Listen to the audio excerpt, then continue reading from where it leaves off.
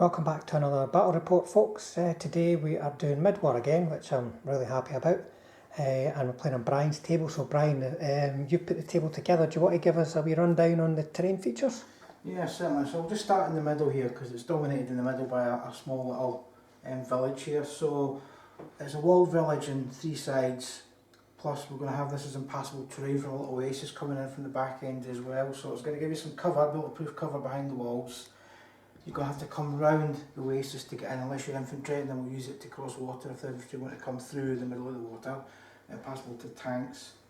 And around the back we've got some three sort of palm groves which from the rule book act as woods, so tall terrain, cross check required but no bulletproof cover. Around the outside of the game we've got a number of sand dunes, so these are same rules as hills, so again bulletproof cover behind the dune. There's no check to go across it, although it was slow moving terrain speed, and I've then got a dry riverbed or a wadi going through the middle. We've had a look at the rules in this one, and actually it's got this flat terrain which is a bit unusual.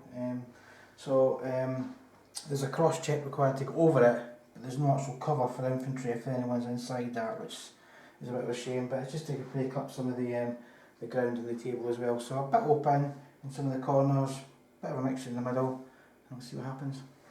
Right, so let's have a look at the lists. Brian, you're using the Brits today. Yeah, so I'm just, again, apologies, I know we like to play with a painted army, but this is work in progress after the action I had with some of the tanks, but I'm using the Desert Rats book, so I've gone for two formations here just because of the models I've got. So I've gone for a Grant formation, so I've got the Grant HQ, second unit of Grants, but then backed up with a unit of Crusaders, but then I've taken a unit of Honeys from another formation just to give me four small units of tanks. What kind of Crusaders are they? It's just the standard Crusaders, of the Crusaders 2. £2, Yeah, right. £2 and the three of them. Second formation is a motor company. Now again, just because I've got models still building, it's the HQ, a motor platoon, and the second option then is the £6. You can either have £6 or motor platoon depending on what you want to go for. With the universal carriers, which is compulsory as well. And then that's supported then by three support units. So I've got £25, I've got £17 to knock out any big guns, and Hurricanes as well. So it's a very mixed list. I just want to see what the different units do. It's maybe gun heavy, it's maybe tank light, it's a mixture of everything, probably master and none. But I want to see how well the guns work, the different sizes of guns, how the planes work in this version, how the tanks and infantry works. It's a mixed bag. Well, I've brought the Germans again. My Brits are still work in progress, and they will be for quite a while, unfortunately, due to other commitments. But this is the Panzer IV formation. It's got Company HQ, one short, one long. Then it's got two platoons of two short, one long. I thought about putting these shorts all in one platoon to make an artillery battery, but I've decided to go for split them up. There's a number of reasons, but it means I get three templates, so I could, with a bit of luck, direct three different artillery barrages in one turn, which might be quite useful, might not, we shall see. The always present Marders, four of them, a platoon of three armoured cars, one of them's got the SPZB or whatever the hell it's called, anti-tank option. Making the first appearance is three little Panzer IIIs, and then they've got an infantry platoon that's had the heavy machine gun option added to it, but not the mortar option. I'd rather spend 2 points on three armoured cars than on a single mortar, I think. And now these both these lists are 100 points. Yeah. I think you can see quite a difference between the two lists in terms of numbers. I think it's got a lot to do with a lot of the British tanks are quite cheap. Yeah, quite cheap tanks at 18 points for 3 Grants, where your units are... Well, they would be 18 as well for 3 without any upgrades. But obviously the Grants have got different motivation, they've got higher dice roll for the last stand, but then the Crusaders, they're only anti-tanks 7, front armour 3, and paper then machine guns basically. Yeah, so I think that's making the list look a lot bigger, but we'll have to see what the real difference is in the games. And certainly there's a lot of guns there. I mean, they've got two 17-pounders for a start, and basically that's going to pretty much be one hit, one firepower every time they shoot. So we'll see how that goes. And also the aircraft, it's obviously going to be, they'll turn up and kill everything, Or they won't turn up at all. They'll not come at all, yeah, that'll be the thing. Right, so we're going to roll for the mission next. So we'll come back after that and after we've deployed everything, and we'll talk you through that before we move on to turn 1.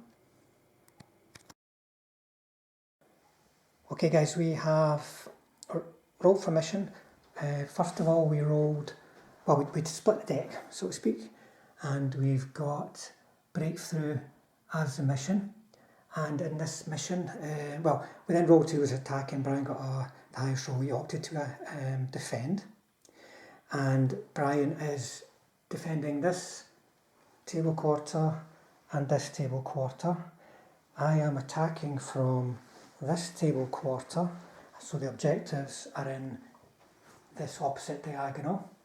Brian's reserves will come on from 16 inches of the corner on his deployment zone here, and mine from over there.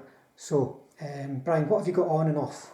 So I'd have a 60-40 split. So on the table I've had my infantry, or my motor platoon should I say, they're going to first of all hold this objective moving into the buildings. They're supported by the 17 pounders just to give us some aerial denial through around the side of the oasis. The honeys, just to give us some firepower.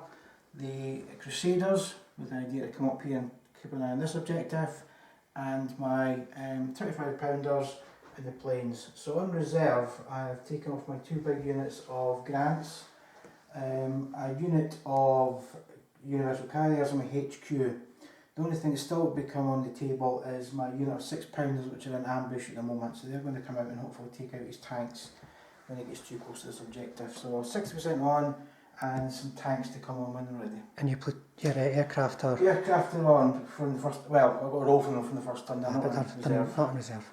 So, I place one objective here as close as possible to my deployment zone, and I place the other one over here, just to put as big a distance between the two of them. But I think whatever comes on over there is potential on a suicide run, coming on one platoon at a time.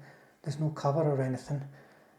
So I've just put my armoured cars as my compulsory reserve unit. We can see there's some pre-arranged in markers here. I've got 3 because I can potentially do 3 different bombardments, and I put them in places where Brian couldn't sit behind the woods with artillery and such likes, but he's just sat behind that hill. Brian's put one here. There's every chance I would just be moving straight out of the deployment zone anyway.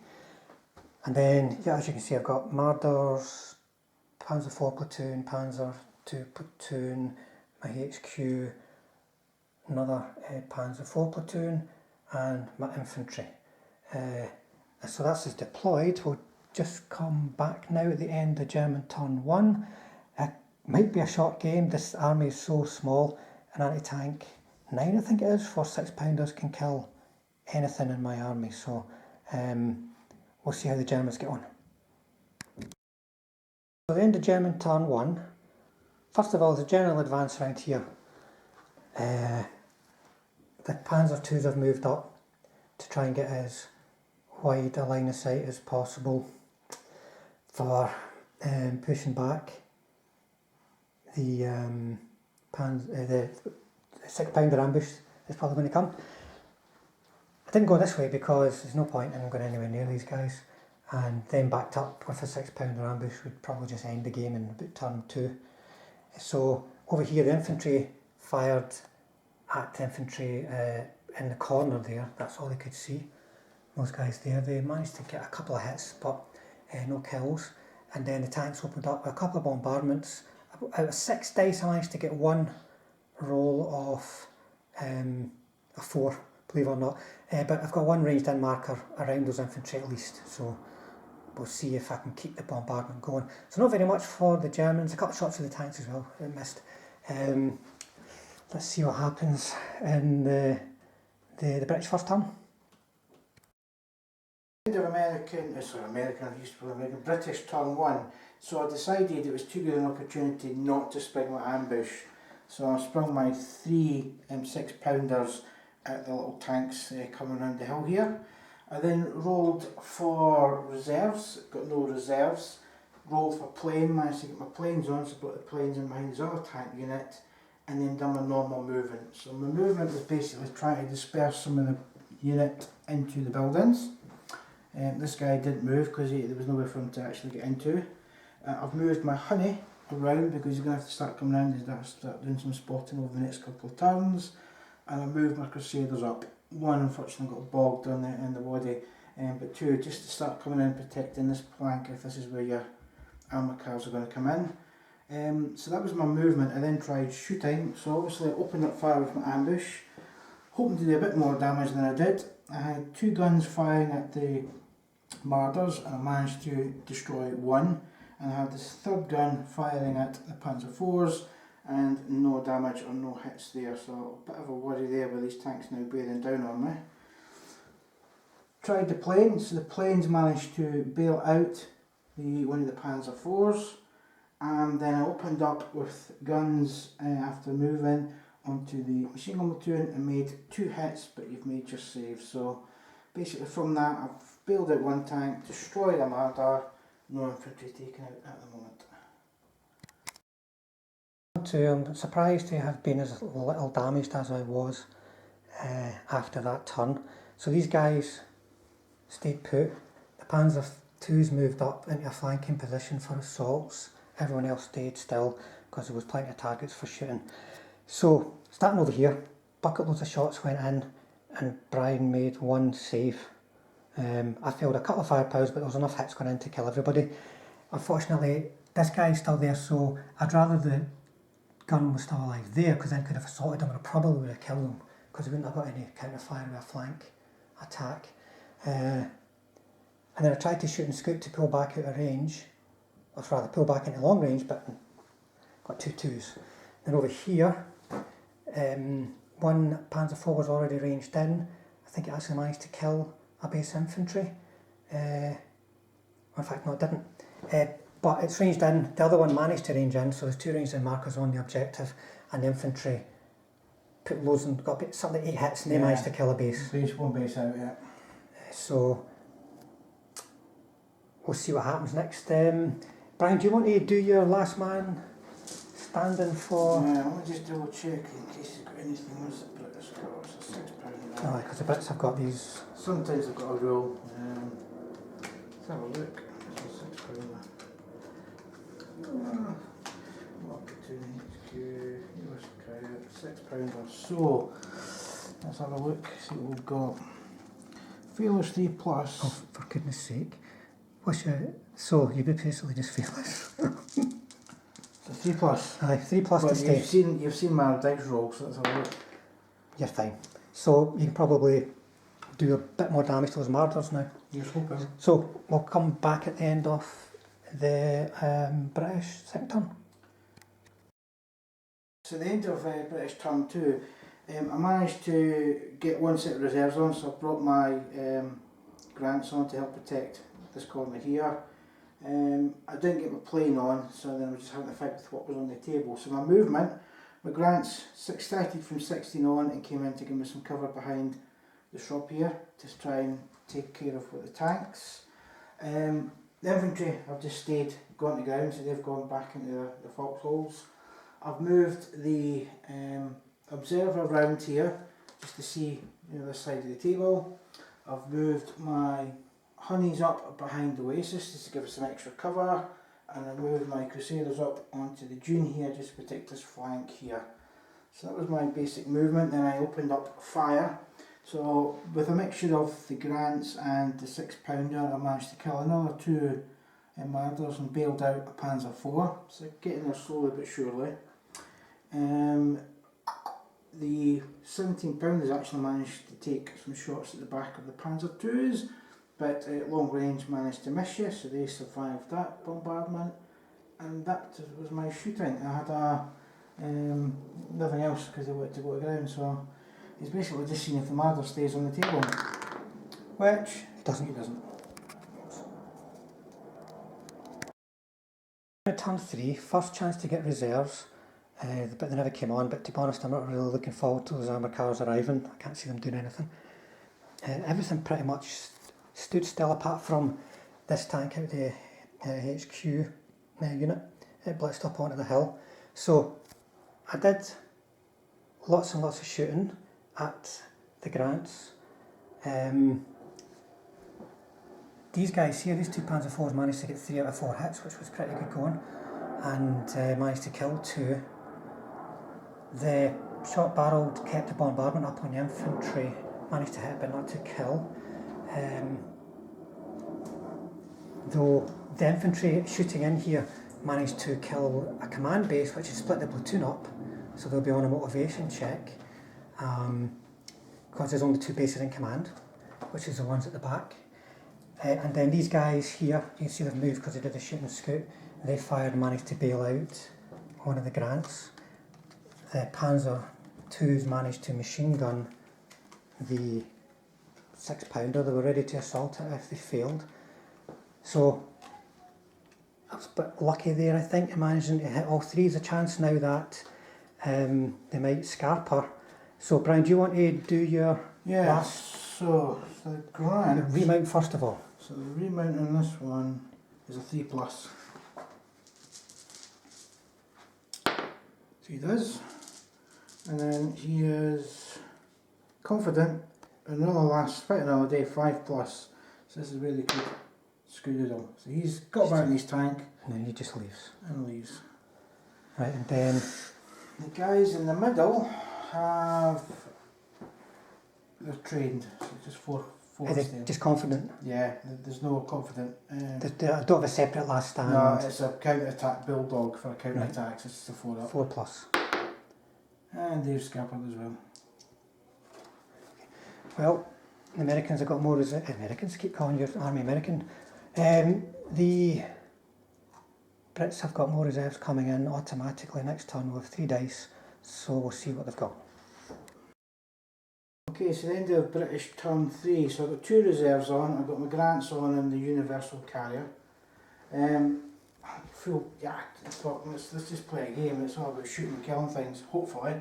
So I brought the Grants up. I managed to take 1 side shot and 2 front armoured shots, but as you can see, things are still sitting there. 1 bailed out, so my Grants could be in trouble now because I think I'm going to get about 7 or 8 tanks now. Yep, you got bucket loads of hits on me. Yeah, you barreled 2 5s. Yeah, made your saves. The observers moved round and they also took a shot at the lone tank, but never managed any damage. And my Universal Carriers are coming because they need to start coming into this unit here now to start sort of giving some protection here. But I think I might have foolhardily lost my big tanks now, which means I've got nothing now if I lose the Grants apart from the plane that can actually do damage on the move against you. So I could be in trouble here.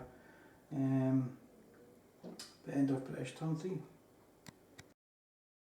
So German turn 4, the armoured cars came on, and they've gone and basically hid behind there. They actually managed to kill that observer, the observer honey, but I put them behind the hill. I could have run them in over here, but for what happened to Brian's tanks, I thought that would probably happen to me. And then as far as shooting goes, I did a blitz move, got around the side, and it was basically point blank range. There wasn't much the Grants could do. Got other tanks come over to support it, took 2 platoons to deal with them. Also had a pop shot at the honey over there and missed. These guys moved up, had a pot shot at that observer and missed. So it's now up to the Germans to actually go and take an objective, so we'll see how that goes. Okay, so as you can see, another disastrous turn for the Brits. So this is the end of the British turn 4. Managed to get my last reserve on, so that was the HQ unit for the motor company formation. So they've came on at 16, done a dash and done a follow me just to try and get into some cover.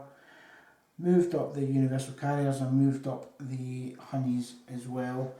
Moved up the Crusaders and brought on my planes. So then it was up to shooting. So just starting from that side, 4 shots in at the tanks, failed to do any damage. Just 1 hit, no, I got a 5. I got a number of machine gun shots, but not enough to pin, and you made all your saves from the 1 Universal Carrier and the Honeys into this unit here. And even more annoyingly, after the smoke cleared, still sitting there, 3 armoured cars after being hit by the Crusaders.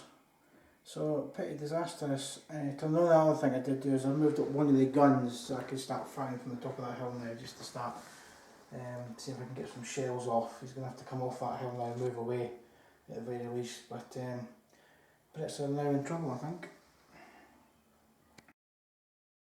So German turn 5. Yes, right, yep. The armoured cars really had to try and do something about these guys. They couldn't do a dash away because we were within 8 inches to begin at the start of their move, so I just moved them round to get some ear shots, and they managed to get a bail. The Panzer IIs are moving up to help. Some Panzer IIIs moving out at the flank as well, and then on the hill they moved up to shoot down in the compound. And as far as shooting goes, 2 honeys got killed by direct fire, and then the Brens were getting bombarded, took quite a few hits but managed their saves, but they got hit as well from direct fire and from Panzer IV, so that was just the end of them. So we've got some rolls to make here. I can see the Brens are down to 1 Just roll out survivor, now. so that's fine. And honey, let's get in Where's here. that here? 4. I'll double check him. I'm not sure if they've got the chances are if they're aggressive they might hang about, I don't know. Yeah, they might just run away and do one. Sorry. Honey is last stand 5. Alright, so he goes. So he's away. Right, okay, so it might just be a case of what can the Brits do in the next turn. Maybe get the plane in again and see if they can kill some stuff, especially those armoured cars. Oh, it's a bit dark.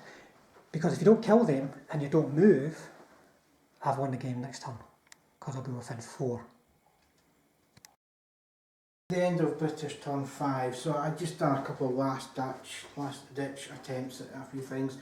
Moved the universal car around just to try and get some machine gun shots in at the Germans, but as usual survived.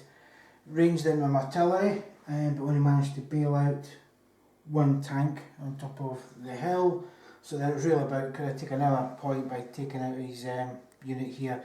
They've just turned the turrets around to fire and managed to destroy the 3 armour cars behind me. So at least take another unit out there, but not a very good day for the Brits. They're going to call it a day at that point, and we'll do a tally up on a score and a summary.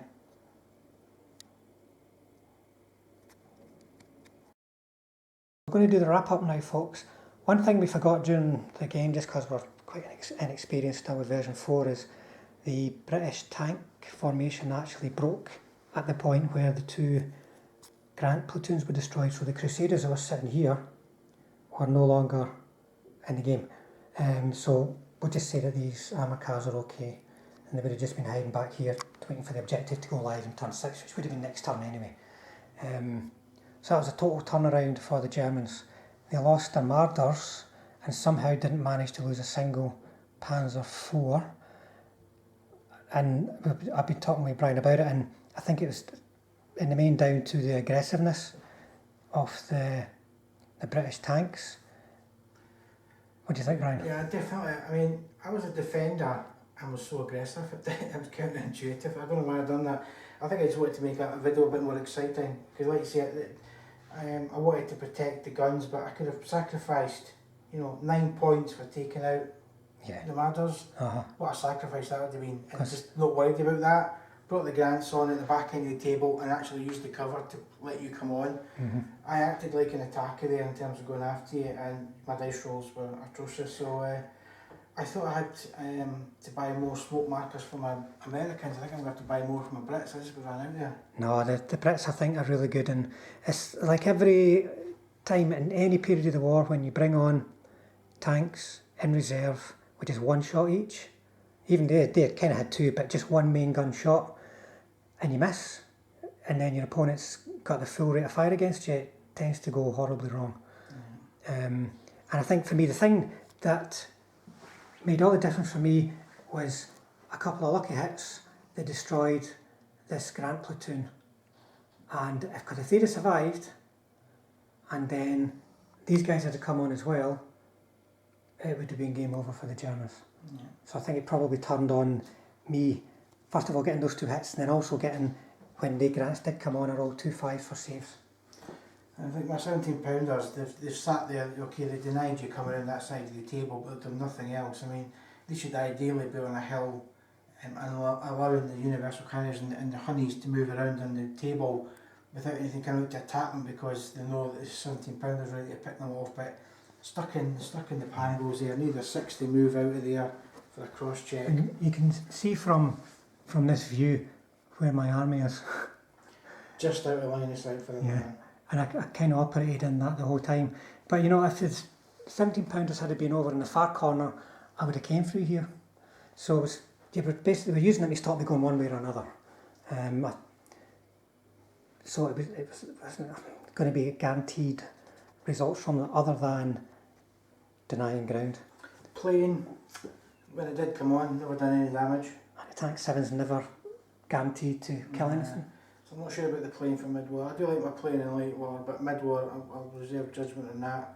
For those 9 points I could have had, you know, something else more decent on the table.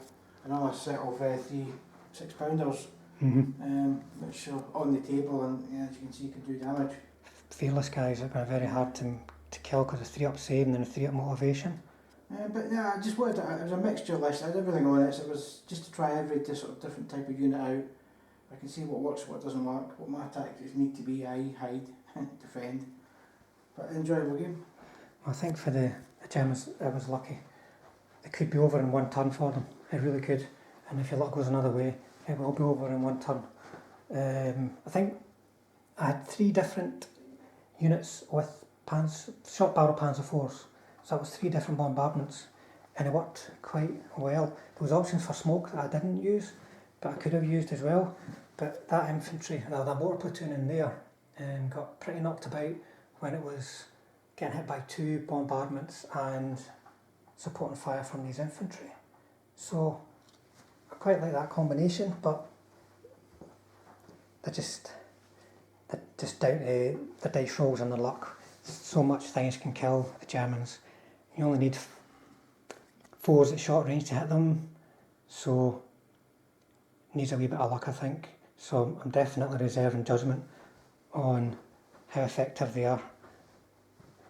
But I think that list was okay. That was a different list from what I planned to use, and I think it worked out okay. I have to see if it doesn't attack next game maybe. So Brian, you got any more? No, I'll go away and I'll just think about a list and keep on painting and bringing it up. I say I don't think that'll put me off this list. I think it was just my tactics which were wrong. I was too aggressive and, you know, and more defensive with all those guns. I think it made it a different game. It's different with a different terrain on that mid-war table. When we used to play in terrain with lots of buildings, lots of trees, lots of hills, hard to go through. It's a bit more open here. So your artillery's not sitting on hills like normally, although the tanks have taken a good use of that dune there. So no, I enjoyed it, certainly play again. And the table's looking okay for a starter for 10. Yeah, no, it's a nice looking table. I like it's a fabric as opposed to like a mat. It works very well, and there's a darker reversible colour as well, just for a bit of variety. So there you go then, another bit of a lucky win. We seem to be on a run of lucky wins. But that one, at least it's evened up the Axis allies for mid-war.